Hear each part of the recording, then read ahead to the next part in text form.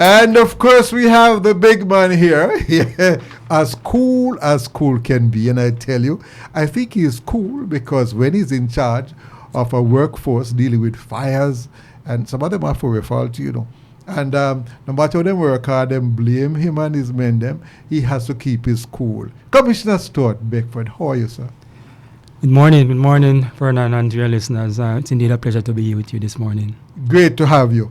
And I must tell you, I've been instructed to tell you and your men thanks. And if I forget it, I will be in big trouble. A lady named Miss Sandra Ramsey. She wanted to commend all the men when they had the fires in Jacksonville and in those areas. Yes. She said you guys did a wonderful job. A wonderful job in terms of working with them. And you guys come under fire.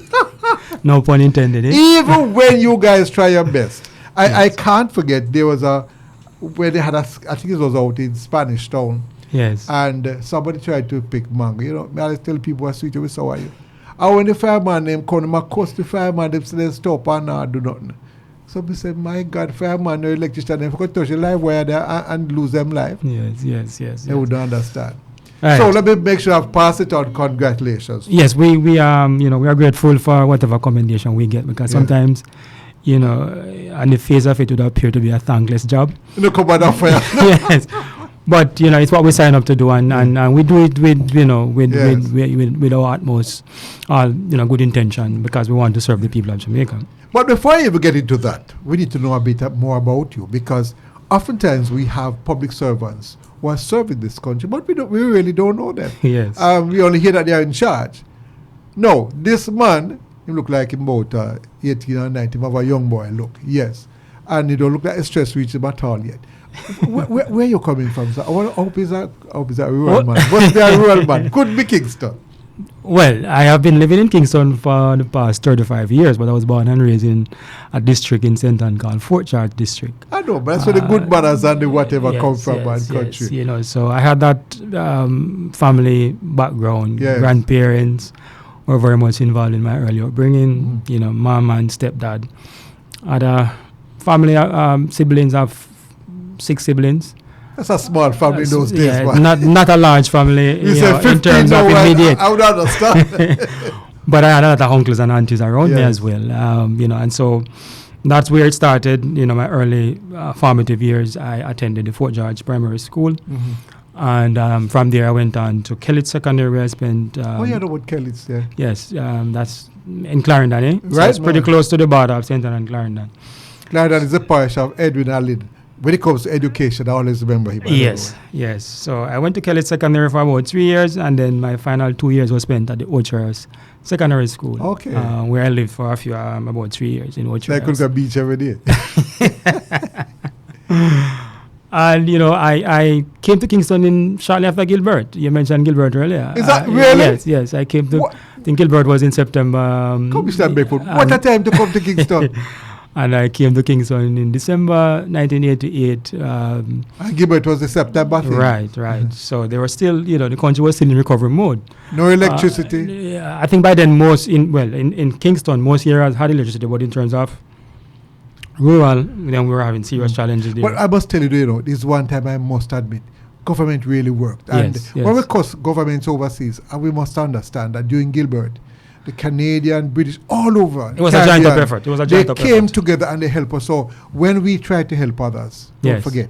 Yes. And we have been in trouble and other countries have come to our assistance. Exactly. And that is why I was so proud of the fact that in 2010 when that earthquake hit Haiti, a team of firefighters and other personnel from JDF, JCF and so on would have pooled their resources together and went to Haiti where they conducted rescue operation in that massive earthquake that killed hundreds of thousands of people. Right. So there's always that kind of arrangement in the Caribbean region, where external partners, the US, Canada, even out of Europe, where you have a natural disaster that overwhelms your capacity, then they are prepared to come in and assist once that request is made.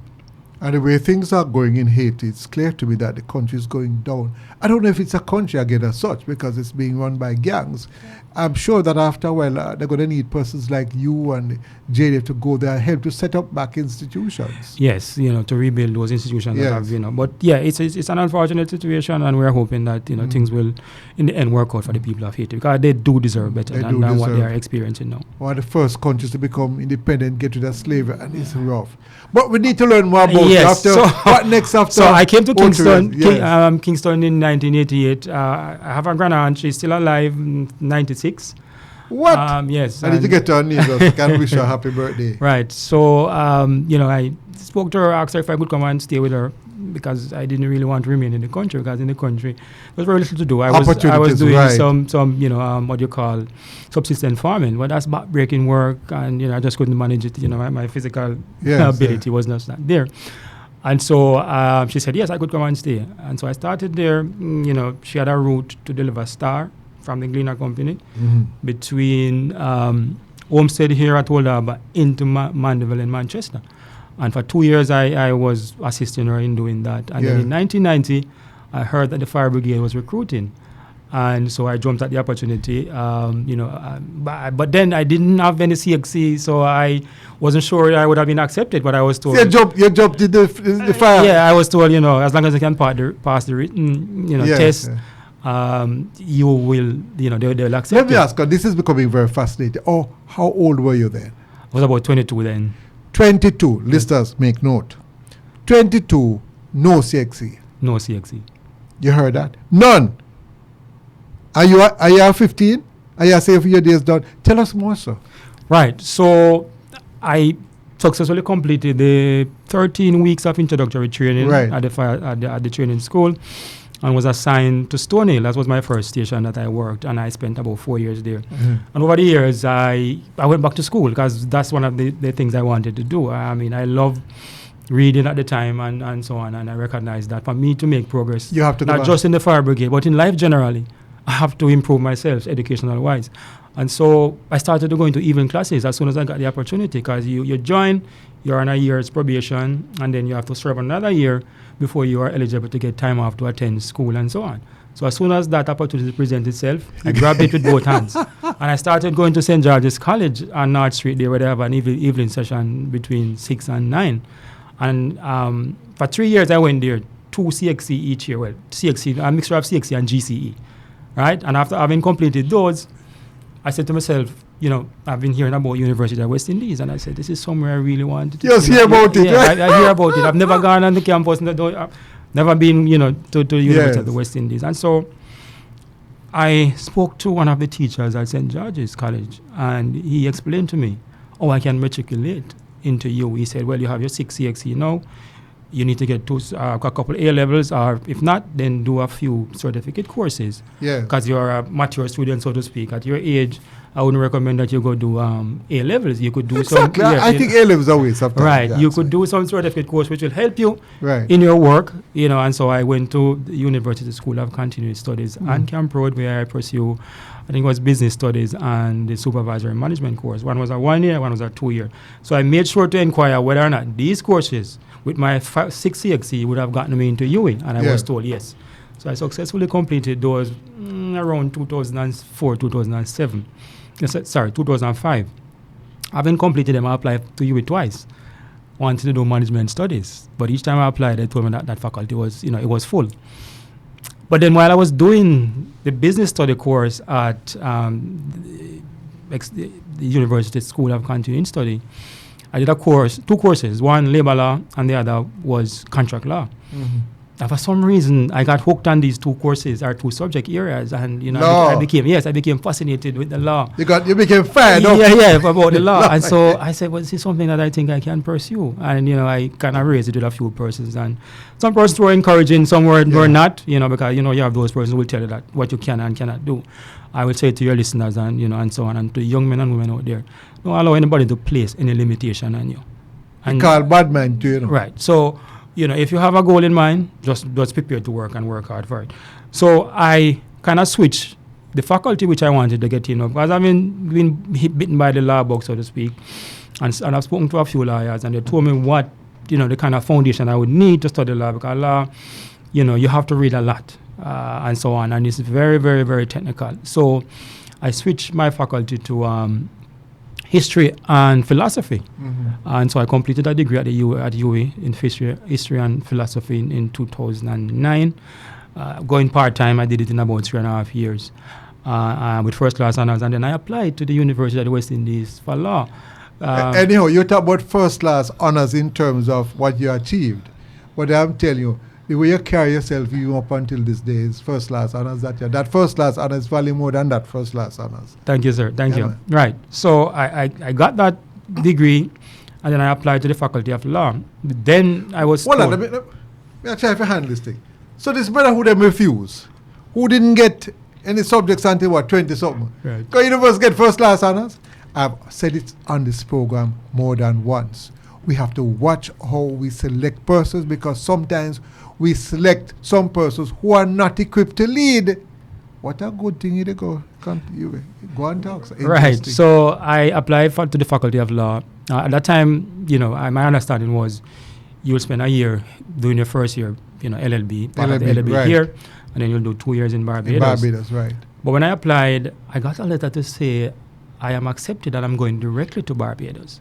So I said, I wonder if they have made a mistake, because that's not how I knew it to be. And so I went to admission of a jury and I inquired of the young lady, is this letter correct? Am I seeing correctly? She said, yes, you have been accepted in this stream that is referred to as a mature stream. Right. Where each year the university Faculty of Law will select a handful. At that time, when I went in 2013, there were 6 of us in that group. 2 from Trinidad, 3 from Jamaica, and there was 1 from St. Vincent and the Grenadines. So throughout the entire Caribbean, they selected 6 of us. Yes. Because it's a program that is very challenging, and they select the best of the best who they believe can manage the workload. Because when you're doing a degree program, each semester you probably do like 4 or 5 courses. With this program, we're doing 7 and 8 courses. And this is law. This is not your regular routine, subject areas that you may be familiar with. It's law, it's technical, the jargon, the language, everything is different and new to you. So I got accepted into that. And so I left in 2013, August, for Barbados, where I spent the next 2 years and graduated from the University of the West Indies, again with a first-class honors in law, LLB. And I applied to the Noun Law School and was accepted, and I did... I completed the bar exam there, having spent 2 years there, and was called to the bar in 2017 as a fully fledged attorney. Well, you could have taken a different route, and you could have been called to the bar. The wrong bar. Right. But yes, you're right. As a youngster, you came to Kingston at a rough time, right after Gilbert. Can't get no food, all kind of problem. Their electricity in a few years, road block up. Yeah, it was. It was challenging. But you see, when you have a dream and you have goals and you are focused, and also if you surround yourself with positive role models, the sky is the limit. And while the role models in those days were few and far between, I did have a few solid uncles and older people who I could look up to and ask for guidance and advice. And that's how, I managed to stay grounded. Because as you said, the influences were always there. The peer pressure, whether it is to have a girlfriend, start a family, have a whole heap of babies all over the place and so on. Right. My focus was education, because I know that would unlock whatever potential I have, and to make something of myself. But before I go for the break, have you been able to practice law in at all? Because you are no, because I got called in 2017 and I was appointed commissioner of the Jamaica Fire Brigade shortly thereafter. So, the job of commissioner, that's what consumes most of my time. But the law is still there, though. It's there. It's something that I'll take up in not too long from now when I go into retirement. But you look like you can't retire, though. Yes, I don't understand. I believe that person should work. I think retirement should be optional. Anyhow, that's another matter, another story. For those who are listening to me right now, I'm talking to and learning. It's a very interesting story about the head of the Fire Brigade Services, Commissioner Stewart Beckford. Very interesting. And of those who are listening, youngsters out there, you might tell you, you could end up in another bar, but you can go to the real bar, right? And only first class honors in terms of what he has achieved academically, but as an individual, He's what I would call a first-class individual. And I can tell you, I've had to deal with him. We had a situation where he came here, a little bit of mix-up with appointments, and I've never seen a Jamaican so humble. I was there apologizing, and he just smiled and calm and says, okay. Those kind of persons we need more in terms of leadership. I didn't tell me nonsense about him so retired now. What a life. All right, we're going to go for the break right now. You're listening to Redeem FM, coming to you live from Kingston, Jamaica. I'm your friend Vernon Darby, and you're listening to Spot On. You're tuned to Vernon Darby. Oh, love, get ready for roller.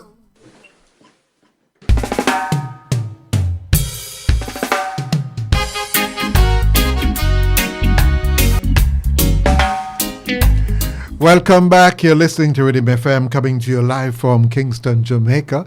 I am your friend Vernon Darby, and of course our very special guest is the head of the Fire Brigade Service here in Jamaica, Commissioner Stewart Beckford, and he's told us the most fascinating story of that little youngster.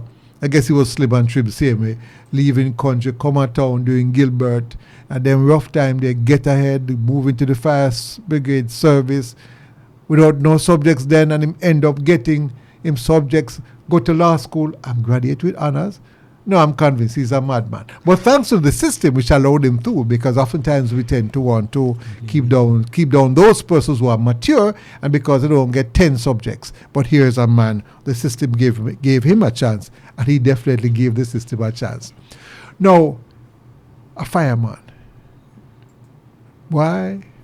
You look nice, the uniform and everything, but I hear it's not an easy job. It is not. It's not. It's a very demanding, very high risk sort of profession. And the thing about the job is that, as I said, on the face of it, it may appear to be glamorous. But yes, there are some dark side to and the ladies, them love the man in the uniform, with any job, there's always, some dark side to it that person may not be totally aware of. And for the firefighter, is the risk associated with fighting fires. When materials burn, they give off, all kind of gases, toxic gases, and so on. And some of that may be carcinogenic, meaning can cause cancer. Oh. So across the globe, it is research has shown that firefighters generally, do have a 10% chance.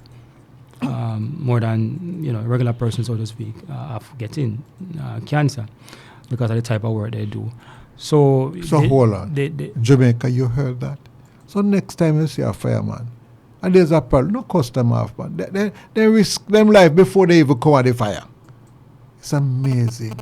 Yes. So as I say, it's very high risk, and it's also require a lot of persons with that kind of, what I would call stick-to-itiveness, meaning that not every day you'll go to work and things are going to go the way you plan. You don't know when an accident, motor vehicle crash is going to happen. Yes. You don't know when, you're going to get a bomb threat. You don't know when somebody's house will, catch fire, and then you have to respond to that. And so a firefighter, the day in the life of a firefighter can be very, very, unpredictable, so to speak. Mm-hmm. So it is one of those jobs that, as I said, is high risk, and but our men and women are prepared, are trained, to take on that added risk. So once the bell turns, no question is asked. They're going to catch that truck and they're going to go respond to that emergency wherever it is. Part of the problem that you have is that while you will have trucks in the town and in the urban areas, but rural Jamaica, I know they are supposed to have a station thing at Ulster Spring, but I don't think that has gone anywhere. No, we have the funding in our budget for Ulster Spring, so we are doing some what is referred to as pre-construction work. We are undertaking those services with a view to commence construction in the third quarter of this financial year. That's between October and December. Looking for a completion date sometime early next year. You're right. In our rural areas, the stations are far and in between. And also these mountainous areas and some of these houses, you can't reach to them. And I'm saying we need to have a plan for the country where we encourage residential areas, so have them in clusters. Right. Rather than having them all over the place. Yes, yes. We are fortunate, though, I must admit. Apparently, because rural Jamaicans, they are aware that they cannot pick up the phone and call a fire truck. I don't hear of houses being burnt like we up in the hills. I don't know. The incidence of fires in rural Jamaica, in terms of structural fires, are pretty low when compared to the urban areas such as Kingston and St. Andrew, and of course Montego Bay, section of St. Catherine, and so on and so forth. But the beauty about the rural parishes, as you said, persons in those locals are generally, aware of the dangers of fires, and the fact that they know that the nearest station to them may be 45, 50 minutes away, 30 minutes away, then they tend to be a little bit more careful in terms of their use of fires. I don't know if you're aware of it, but rural folks, and that's why they say come up and conjure your food, I'm glad we did food, because guess what? No man could just make my road as a conjure up in a car, because as far as we consider a black art man and take away man that, they may not go there. Nowadays, picnic, come here and run gun. Yes. No, we run gun, but we run gun a bush. It's just amazing. The fear that person's put in you. I remember, for example, stove. Light stove? You're mad. Yes. Picnic, we are going to matches. Listen, go have a switch your feet. You do. The fear was put you not to play with fire. And, I'm happy you have touched on that area, because we had an incident recently in St. Elizabeth of this young lady is a hard. who had a most unfortunate experience. Yes. What I want to say in regard to, not to speak to that incident in particular, but to say to Jamaicans, and you mentioned about the fear instilled in us when we were growing up, not to fool around the stove and so on. While I know that there are children, who parents may think are mature enough to handle that kind of situation, to cook and so on, we want to encourage them. If the child is going to be doing that, make sure you are there to provide supervision. I want to also. But I tell you something doing this, but adults are better than them need supervision. I'm hoping that I'm hoping that they are, Vernon. But the other thing I want to mention, on that particular incident is to encourage Jamaicans. If you are buying stoves. The pilot light, make sure you have that pilot light. Not only pilot light, but make sure that the brand that you're buying is certified by the Bureau of Standard to be used in Jamaica. Mm-hmm. Because sometimes, we know that you have these knockoff brands that persons will bring in. But to tell the truth, my position is that we should not have allowed them in the country in the first instance. Well, that's our policymakers which I know. Yes, that's another point that you raised there. But it's important that we know the type of, the functionality, the effectiveness, the safety of the equipment, the appliances that we are using in our homes. Because a lot of times these things will result in fires. And this unfortunate incident, is something that we are deeply saddened by. And because the young lady... It's not the first, No, because we had an incident last year, I think. Somewhere in Kingston here. Mm-hmm. But this young lady from St. Elizabeth, she actually won our poster competition last year. Yes, can you imagine that? In St. Elizabeth. So she's aware of fire safety and what is the do's and don'ts, so to speak. I don't know what exactly transpired on the day. We are still investigating that incident. But the good thing is that she has gotten help to travel overseas. But you know what is happening to the society, and that's my best point, my general observation. When I grew up, teaching started from that woman got pregnant. When she go to river, the whole of mothers about it. When you grow up, you pick this one, you have to do so and so, you can't pick this. They will teach, you'll be taught every day. Nowadays, I don't know what is happening. Take, for example, your stove.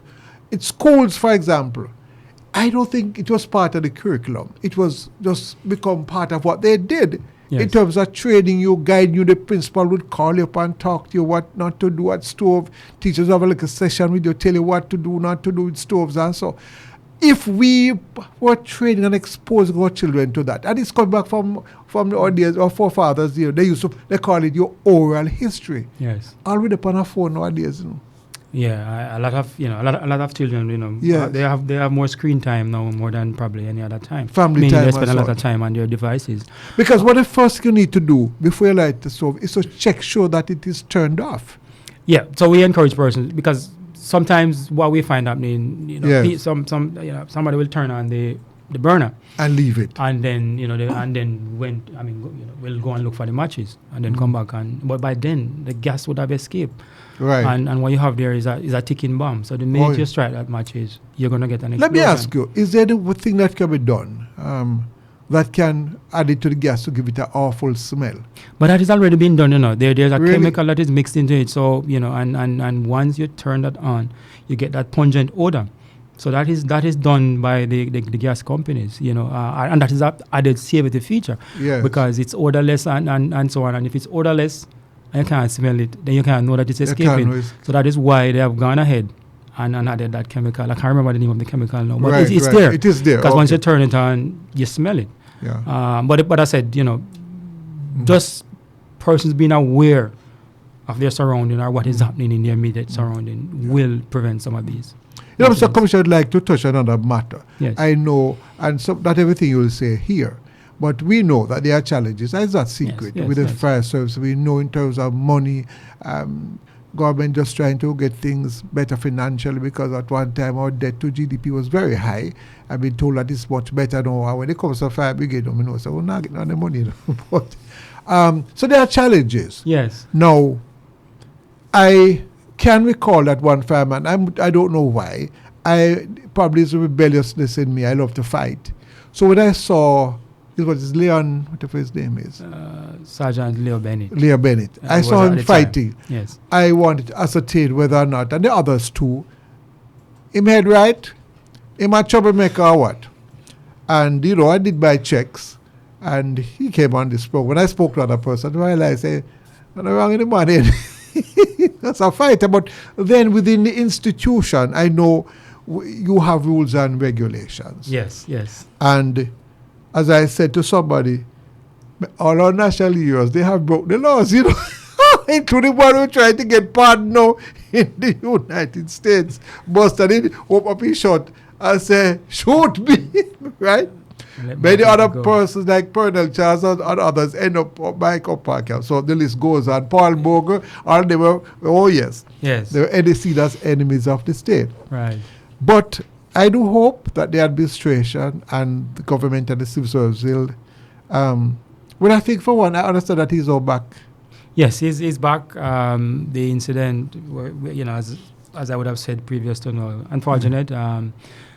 Not discounting the fact that he may have had some valid points but I guess maybe in trying to highlight those, he probably went about it the wrong way. And so this disciplinary procedure would have taken its course.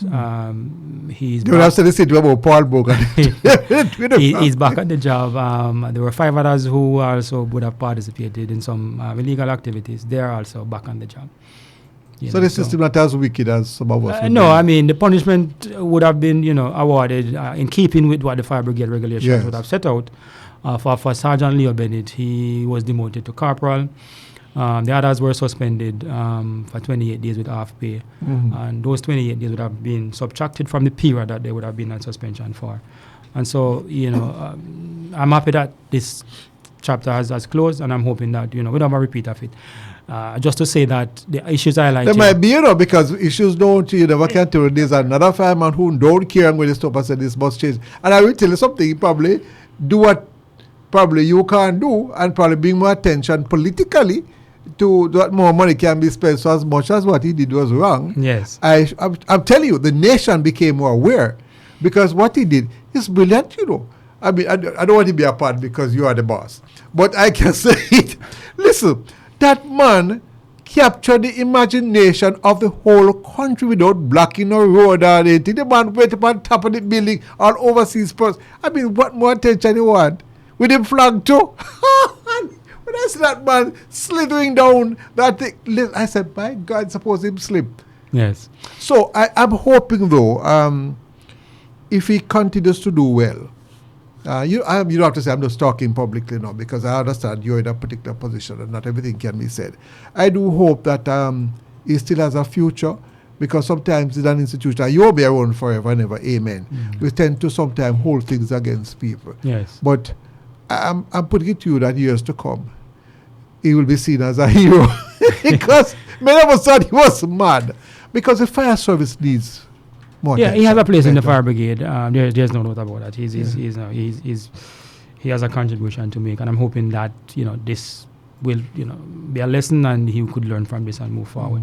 But just to quickly say that the issues highlighted by him during that period are issues that have been around for some time, but we are treating with them. So the infrastructure of the fire brigade, we are doing tremendously well there. We have upgraded several stations. Last year we opened 4 brand new fire stations. Yeah. This year we're planning to add a station in Trelawney. For years we have only had one station in Trelawney. Have one station in I Trelawney. know this is my parish. Right. So we will be building a second station there, and you would have heard the minister in his presentation recently announce additional stations to come on stream, to include Lionel Town in Clarendon and so on and so forth, and Balaclava in St. Elizabeth.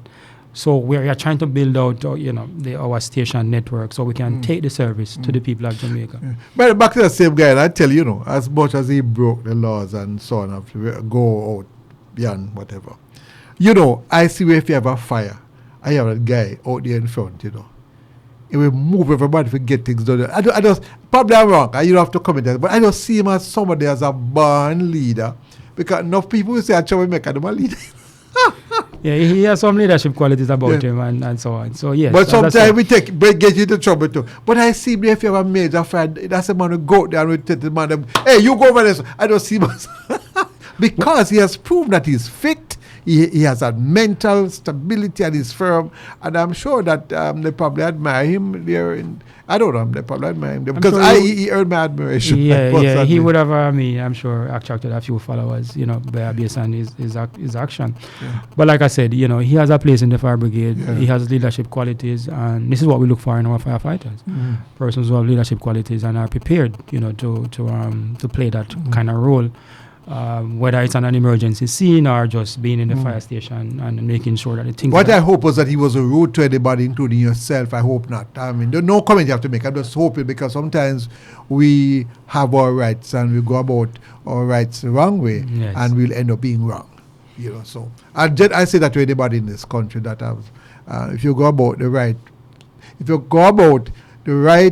come on. What happened to me this morning? So you would help. I need you, the lawyer, If you go about something the wrong way and you have your right, you would end up being wrong. Yes. So go about it the right way if you want to end up being right. Because if you go about it the wrong way, you're going to end up being wrong, even though you're right. I'll make up that one. I hope it makes sense. Yes. We have another 2 minutes. But I want to tell us somebody asked me about the high-rise buildings. Yes. I have another suggestion. We'll come back after the break. We can talk about that. Right. But I believe that what we need to do, especially in rural Jamaica, that we need to have some tasks, even Kingston, placed strategically right across the country. So there's a water problem. We always have an emergency tank for every single area. So in Mona, you must have an emergency tank. Hope Pastures one. Rima, you have one. Every single area. So if there's a water challenge, there's a tank 2 minutes away. Now that is going to cost money, but we need to have that. Right. Well, there is a semblance of that existing now, but it's underground wells. Right, I know, underground wells. Right. So we have a few of those in some of our urban centers, Kingston and St. Andrew in particular. And those, are what we would rely on in instances where there is a issue with. But I understand we don't have enough, because I'm thinking like, how many do you have? Well, we have underground water right here in downtown there. Yeah, we have a few of them around town. They are sufficient, for the purpose for which we need them. Because it's very rare do we have to, draw on the source of water to fight fires. The hydrants, as much as we have been experiencing drought for the past maybe 6 months or so on, our conditions of drought. The NWC have managed to maintain water in most of the lines that and the hydrants that we normally use around Kingston and St. Andrew and in the rural parishes as well. But what we are also planning to do we have started that exploratory discussions with rural water, because they are charged with the responsibility of ensuring that rural Jamaica is properly served in terms of pipe water. Yes. So we are in discussion with them as to how they can assist us in that regard, in making sure that there are areas in rural parishes that we could access water to conduct firefighting operations. So that discussion is ongoing. All right, going to go for the break. We'll come back now. It is your time to speak to the nation. I'm going to appoint you as the Prime Minister. You're so retired, as you're free for so what you want to say about where we need to go in terms of building a modern fire service. There's concern about a number of high-rise buildings going up in the urban areas. How can you manage? Do you have the equipment to go? How high can you go up in terms of the equipment that you have? Remember one even suggested to be using drones. So I said to myself, I think St. John's can't go inside the buildings. Anyway, we can talk about that when you come back. All right, we're talking with the head of the Fire Brigade Service, Commissioner Stewart Beckford. You're listening to Rhythm FM, coming to you live from Kingston, Jamaica. Yes, this is a People's Program, Spot On. And I'm your friend, Vernon Darby.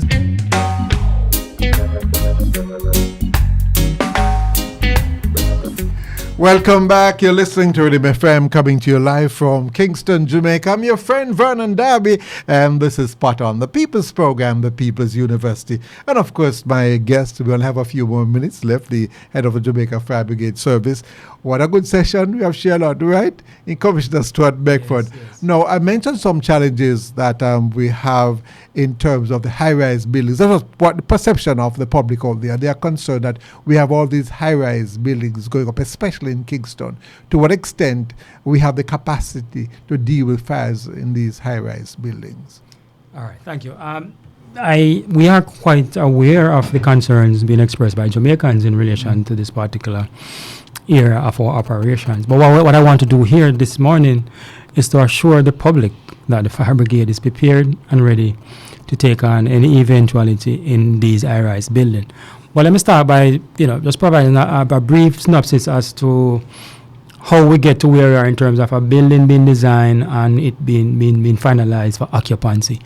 So the Fire Brigade is involved in the process from design phase, meaning once that plan comes in to us for approval, there has to be a fire safety concept incorporated into that design.